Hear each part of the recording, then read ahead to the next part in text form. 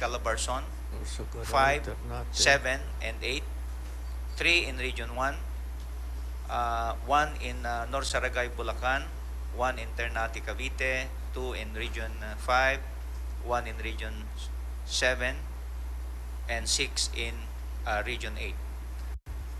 On casualties, there are 15 dead, 15 injured, and 21 missing reported, but these are still subject for validation, Mr. President. The details are as indicated on the screen. On suspension of work and classes, 456 work suspensions and 659 class suspensions were given by LGUs in regions NCR 1, 2, CAR 3, Calabarzon 5, and 6. On the effects, especially damage and losses to agriculture, the Department of Agriculture has reported a total of 351 million pesos worth of damage and losses to agriculture, affecting 13,623 farmers, with volume of production loss at 14,814 metric tons and 8,893 hectares of agricultural areas of rice, corn, and high value crops. And these values are still subject for validation, Mr. President.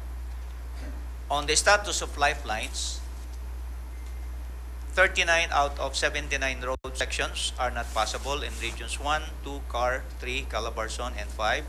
16 out of 19 bridges are not yet passable in regions 1, 2, 3, and 5. 68% power has restored. This is 19 out of 20 affected LGUs in regions 3, Calabarzon, and 5.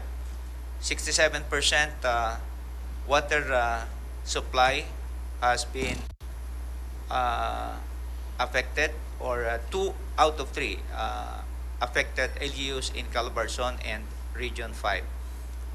There are 4 seaports reported out of 17 seaports that suspended trips in Regions 1, Calabarzon, and 5, of which there are 455 passengers, 34 rolling cargos, 13 vessels, and 4 motor bangkas currently stranded in Calabarzon and Region 6.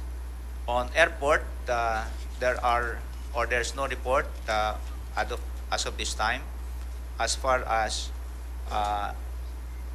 non-operations of airport, but there are 24 reported canceled flights, especially in regions 2, 5, and NCR. 100% communication line has been restored. And on damaged infrastructures, there are 3 reported in Region 5. About 200,000 pesos is the estimated damage to infrastructure in Region 5. 589 were reported damaged houses, of which 538 are partially damaged and 51 are totally damaged. On declaration of state of calamity, 2 cities and municipalities have declared state of calamity, especially in Naga City and Allen, Northern Samar. On flooded areas, next slide. So there are still 50 flooded areas remaining. These are in Region 1, there is still 3 flooded areas reported. In Region 3, there is still 13 remaining flooded areas. Calabarzon is still 1 remaining flooded area. Region 4 has 4 remaining flooded area, especially in Camarines Sur, and 29 areas in Region 8 remains flooded, as shown. Next slide. Of the affected population nationwide, Mr. President, out of the 421,227 affected families, most affected regions are as follows. Region 5 with 267,073 affected families, followed by Region 3, and then Region 8, and fourth is NCR. And the rest, the other regions have suffered less effects of the typhoon and southwest monsoon, Mr. President. On the interventions, next slide, the NDRRMC has issued the following memoranda. The raising of alert status of the operation center to red for tropical depression Enteng and southwest monsoon. The declaration of emergency preparedness and response protocols for typhoon Enteng or tropical depression Enteng and southwest monsoon, and then activation of NDRRMC response cluster effective 1 September 2024. We have conducted weather updating. We have conducted pre-disaster risk assessment on September 1, and then followed by the activation of virtual emergency operation center. We have meetings conducted on September 2 regarding class and work suspensions, with recommendations submitted to the Office of the President through the Office of the Executive Secretary. We assisted 36 rescue calls, of which 32 are from Calabarzon, 3 from Region 3, and 1 from NCR. And then we have issued 37 early alert and warning messages, and NCR 3, Calabarzon 5, 7, and 8. And we are on continuous coordination with regional offices and NDRRMC member agencies. On the NDRRMC response assistance provided by the different response clusters on food and non-food items, cost of food and non-food items assistance provided equivalent to 33.1 million pesos. Family food packs provided totals to 12,481 to regions 5 and 8. On camp coordination and camp management and internally displaced persons, there are 16,966 families, or 69,815 persons served inside evacuation centers, and 5,329 families, or 17,147 persons were served outside evacuation center. On health cluster, the health cluster has about 1.45 million pesos worth of health commodities were augmented to Albay, Quirino, and Cagayan, and prepositioned logistics equivalent to 480.6 million pesos worth of preposition logistics in CHGs 2, 4A, 7, 8, and BARM. And that DOH reported earlier that it has already distributed 400,000 doxycycline tablets as prophylaxis against leptospirosis. On logistics cluster, there are 4 land assets deployed from DPWH and OCD to deliver cargo, especially food and non-food items and hygiene kits, to Baguio City and Antipolo City. 16 personnel from GTF NCR were provided, has provided hauling assistance in loading sites in Camp Aguinaldo, Quezon City. On education cluster, there are 9 schools used as evacuation centers in region Calabarzon. On emergency telecommunications cluster, 467 assets are placed on standby from DICT and OCD. On law and order cluster, there are 1,120 personnel and 344 resources deployed in Regions 2, Calabarzon, 5, 6, and NCR to conduct patrolling, provision of security in evacuation or centers. On search and rescue and retrieval cluster, there are 660 SRR personnel deployed, 58 SRR assets deployed, and 2,076 rescued individuals done by the search and rescue and retrieval cluster.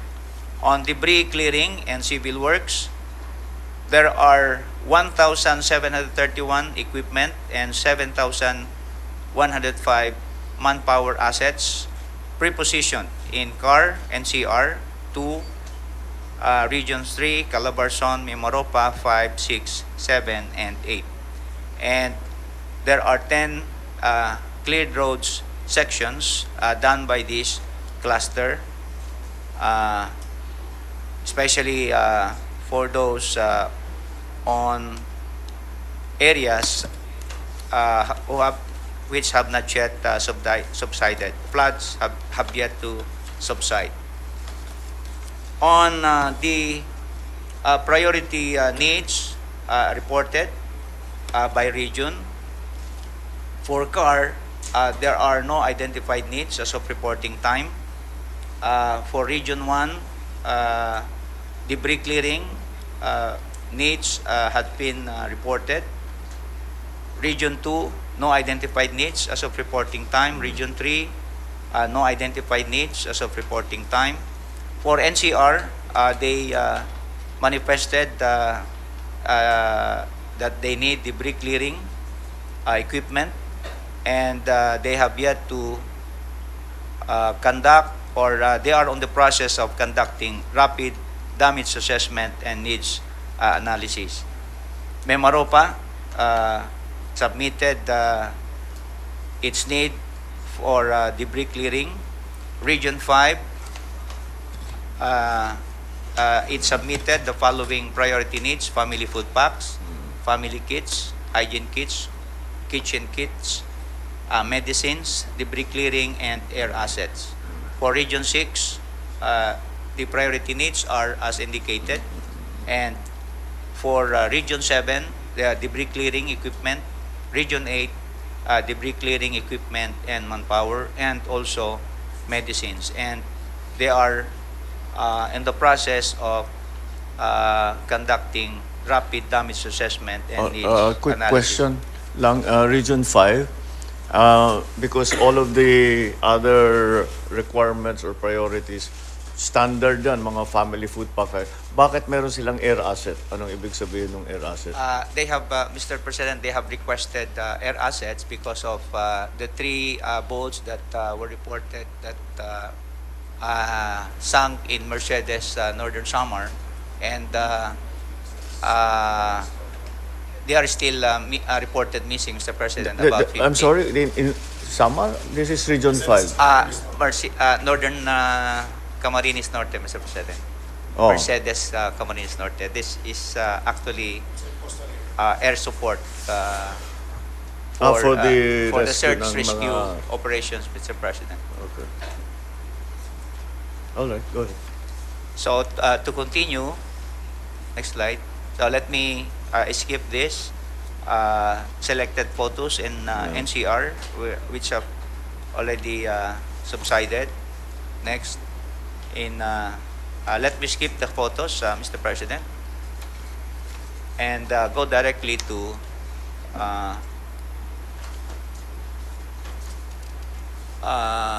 so I think I have completed my presentation, Mr. President. Very well. Thank you very much. All right. Okay. I think very clear, before we get to your briefing, I think very clear that the progress, it's the same pattern that we have always had to deal with, that pagdaan, magre-rescue muna tayo, the usual procedure that we are always adopting, that we'll first rescue, try to, as much as possible, try to clear the road so that our response can reach the isolated areas because pagka sa poblasyon madali yan pero yung nasa malayo kailangan natin na hanapan ng paraan para makalapit. But you can see the progress as usual.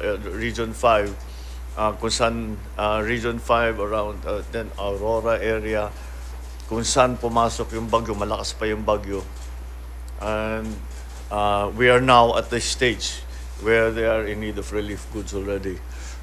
Doon pa sa northern part of Luzon, they are still having to deal with rescue. So yun ang phase doon sa northern Luzon. Expected kasi natin, the track was supposed to go only along the Cagayan coast. Pero lumiko, pumasok sa, it went eastwards. Tapos dumaan na nga doon sa Region 1. So that is how our response has to be put together to basically follow the storm kung saan dumaan. I'm also concerned about the following weather conditions that we are seeing. I originally heard about it yesterday, that there is a possibility that this weather structure will become another storm. So we have to be aware of that, because kung talagang may pangalawang papasok pa, ang mangyayari dyan, lahat ng ginawa natin ngayon, uulitin natin. If it goes along approximately the same track. So that's, wala tayong magagawa. That's the weather. So we just keep that in mind. That after everything that we do for Enteng continues, this storm is now going to come in. Magwi-withdraw na naman tayo. We will just wait for the storm to pass before we can go in again. So it depends. We will have to look very, very closely at your forecasting. Yung meteorology assessment is the one that will guide our response. All right. So now we move on to the briefing of the DSWD on. Good morning, Mr. President. Okay. Mr. President, I have 3 slides only. The first slide. Next slide. Well, Mr. President, basically just shows the number of affected families, which was reported by OCD already. Yes. Our numbers come close to each other at 450,000. Nagkakaiba lang siguro give or take because of the cut-offs that we use. Yeah. But it's around 450,000 affected families. Right. The next slide. Well, pretty much the same, Mr. President. This is the number of families in evacuation center. Comes close to the OCD number as well. Kami nasa 18,000, sila nasa 22,000. Give or take because of the cut-offs again, Mr. President. Now, Mr. President, this is more interesting for you, the third slide. If we can just zoom a bit doon sa first column, yung family food packs. Mr. President, as reported to you the other night, we have already deployed 133,000 family food packs. And we are currently processing another 100,000, yung mga bago na dumating. But you're right, Mr. President, if you look at the breakdown of where we sent the food packs, it followed the path of the storm. Of course. With number 1, of course, NCR, because nandito yung flooded areas all the time. But after NCR, it was Region 5, where the storm came closest at its height. 24,000, and then Region 3, 21,000, Calabarzon, 12,000. But of course, Mr. President, these are just augmentation numbers. Iba pa yung ginawa ng LGU. So what happens is they do theirs first. Sure. Pag they need backup, they call us. But right now, we are looking at closing the Enteng response at 250,000 family food packs altogether. Mr. President, moving forward, you also mentioned na we have to keep an eye out on the potential 2 storms. Yes. Before Enteng struck, we were able to restore our national stockpile to 1.7 million family food packs spread across the country. Yeah. So now we're doing both response and stockpiling kasi we'll be using up our stockpile in those said regions. But we're confident mahahabol naman namin yun. As we speak right now, we're deploying and we're packing and we're stockpiling. For the information of everyone, The reason that this has become an issue about our stockpiling is after Karina, basically naubos ang ating stock. Kaya namili ulit ang DSWD ng mga food and non-food items para maging handa para sa susunod. Ito na yon. Ito na yung ating pre-procure dahil nga, like I said, nung pagkatapos nung action natin sa Karina, walang laman yung mga warehouse natin. Naubos talaga. And we had to put up the supplementary budget a little bit because that was our quota for the rest of the year. Pero naubos, wala tayong magagawa, so we will have to respond. And that is what Secretary Rex is now explaining to us now. Mr. President, you're correct. Karina closed at 1.5 million family food packs in a span of 3 weeks. So as you mentioned, we na-wipe out yung stockpile natin, but we were able to with your instruction and the supplemental cash that came in from the NDRRMC, we were able to restore the power back to 1.7 million. And then now we're probably going to go back to 1.5, but we're continuously stockpiling to reach again the 1.7 to 2 million mark. Yeah. Well, of course, we will have to respond to Enteng and all the damages and the requirements that the areas na dinaanan nga ng Enteng are going to need. But let us not lose awareness of the next. We have to plan that we must assume that whatever we do now for the immediate needs of the people who are in the areas that have been hit hard, isipin natin na may susunod pa. So, wag lang natin tignan yan. Tuloy-tuloy yan. Tuloy-tuloy ito dahil mukhang may parating pa. And with the forecast of Pag-asa, the monthly forecast that we have one or two storms more or less on average for the rest of the year. So Yes, Mr. President. It's become an ongoing activity. It's a daily activity, Mr. President. It's no longer one response for each. We have to also think of what is coming in the future para naman we are not caught short-handed when the time comes that we have to provide the relief and assistance that will be necessary pagkadating ng mga ibang weather systems. Yes.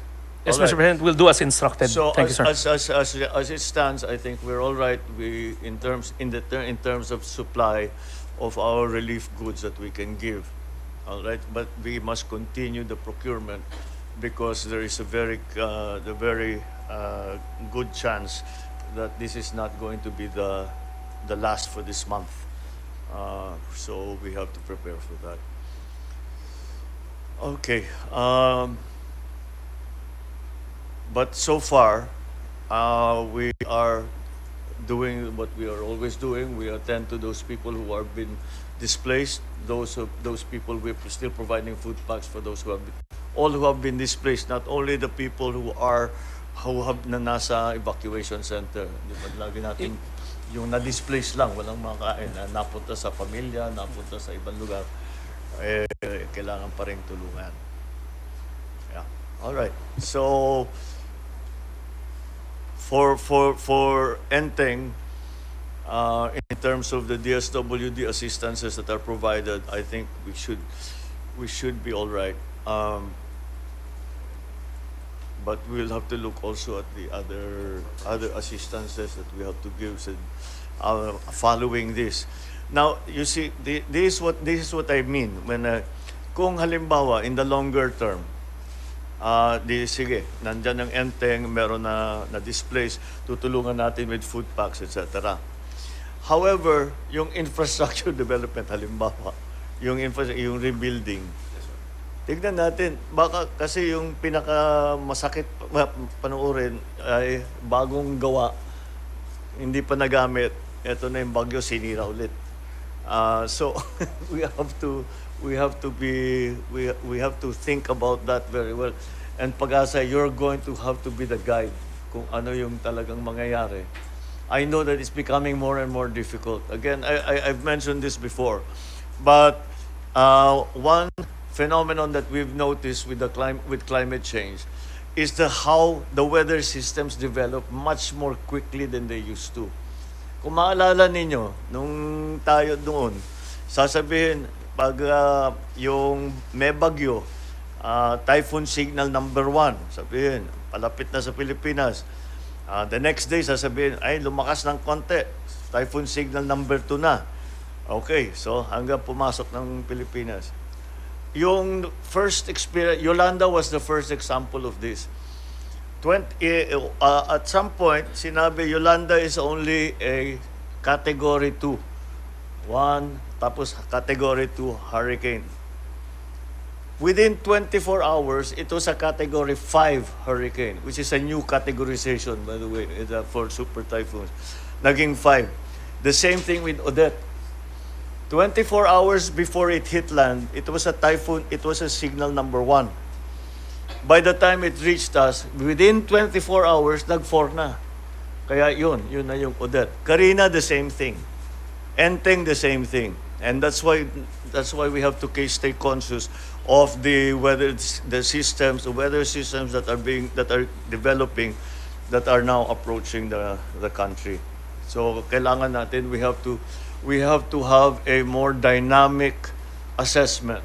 Hindi na ito yung set piece, kung tawagin natin, set piece na, okay, may bagyo, patadaanin natin, pasok tayo, ganun. Hindi na yung ganun. Tapos, balik na tayo, withdraw na tayo. Hindi na ganun eh. Sige, of course, we will take care of the people who have been victims of the typhoon. But we have to watch what's coming. Kasi kung sisimulaan natin yung rebuilding, tapos masisira lang, napakasayang naman. Hindi naman nagamit. Pero gumastos tayo ng malaki kasi emergency. So we have to be a little more dynamic in our analysis for this so that ma-maximize naman natin ang mga resources natin dahil lagi namang kulang yan. So we have to make the best of it. We have to make the most of what we have. All right? Okay. Okay. So that's I think the SOPs that we have put into place, the standard procedures that we have put into place are working well. They are continuing to provide the assistances that the areas that have been hit require. So we can look to that as a continuing process that we always do when a typhoon comes, so we will try to. I have been trying to fly to do an inspection, but for 2 araw na akong gustong magpalipad, pero sabi ng mga piloto namin hindi pa flyable ang mga ibang lugar. So we'll try again today. Baka mamayang hapon gumanda yung weather. Although ang forecast hindi yata gaganda yung weather today. Today? Oh, sige. Okay. So, ayun, I will try to make an inspection as soon as I can so that makita natin kung ano ba talaga ang sitwasyon. But nonetheless, we are continuing to monitor all the situations everywhere. And hopefully, pagdaan itong weather system na ito, makapunta tayo at we will provide the assistances that, because the assistance that we are talking about is not only from DSWD, the immediate requirements, but of course, yung mga nasirang tanim, yung mga nasira na mga hanap buhay ng mga tao, kailangan natin tulungan. So that's what I will be attending to now. The DOH now has to, that's not, again, it's really information dissemination when it comes to flooding. Yung leptospirosis, the last briefing that I had from Secretary Ted Herbosa was we just have to teach people Yung leptospirosis pala, maligo, mag-shower ka lang magsabon ka lang. Matatanggal na pala yung leptospirosis. So kailangan malaman ng tao natin yan. As much as possible, halimbawa may sugat ka, you have an open wound, you cannot umiwas kayong pumasok sa tubig na madumi. I know it's not always possible, but this information has to go out, and then nakahanda naman yung ating mga gamot para when the time comes. All right, what else do we have to attend to? It's just also the pag-asa on the monsoon, because whether Oo or nga not eh. disturbances, Yeah. monsoons are There, are nandyan, there. umuulan. Oh. Yeah. So- So, if there's some adjustment that can be made. And Mr. President, we're also trying to work out a model where we can localize, asking pag-asa for factual information like in Metro Manila, what is the percentage chance of moderate rain? And moderate alone, we know, has effects already, and the decision makers can make the decision as to, for example, suspension of work on classes without asking pag-asa to make the call, but just factual predictions as much as possible. Actually, we are already doing that. We are in constant communication with Pag-asa, so that should the time come that we have to declare no work or no school, maaga hanggat maaga. But like I say, the problem that we are facing is that these weather systems develop very quickly. So, kung sa gabi, alas 7 ng gabi, mukhang okay pa rin. So, di tayo mag-declare ng no work. Tapos tatawag ang Pag-asa alas 3 ng umaga. Sabi, naku, grumabe. That's what happened the last time sa kanina. Kaya na-late tayo makapag-announce. Dahil ang advice that came from OCD came at 4:30 in the morning. So, naghabol kami para makapag-advise. But we'll just do our best. I mean, it's, meteorology is not an exact science. So, Tama po, mahal na Pangulo. And rest assured po that we will do our best in order for us to give more accurate information po. And quickly well, po. we'll just have to do our best. We just have to do our best. The weather is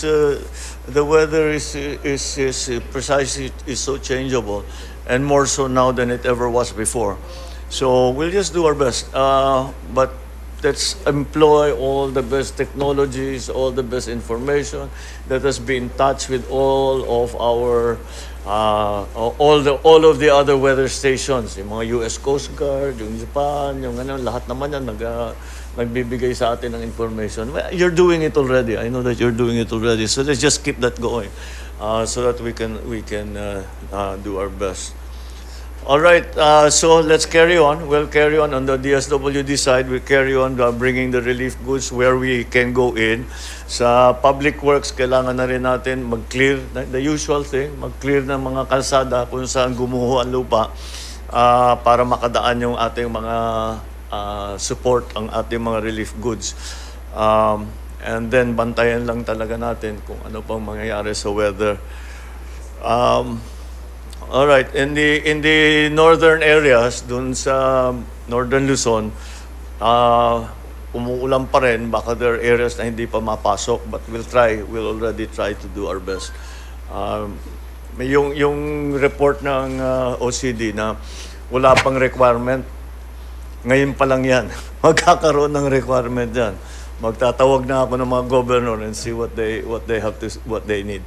What the real situation is on the ground. Kasi hindi pa humihingi ng tulong yan, siguro because they're just having to deal with the storm or the rain. Wala na yung storm, on the rain right now. All right, so thank you for the briefings, and let's keep an eye out on ito yung car. No identified needs as of reported time. Yan, Region 1 debris clearing pa lang yan. But dadami yan. So we'll just be prepared. All right, thank you for all your reports. I think we are moving correctly. Carry on. Thank you. Sir, yung sa Terra Nova pala, Oh, there's just 150,000 liters of oily water remaining. So we're about to wrap up already in the ship. So it will be refloated na lang. And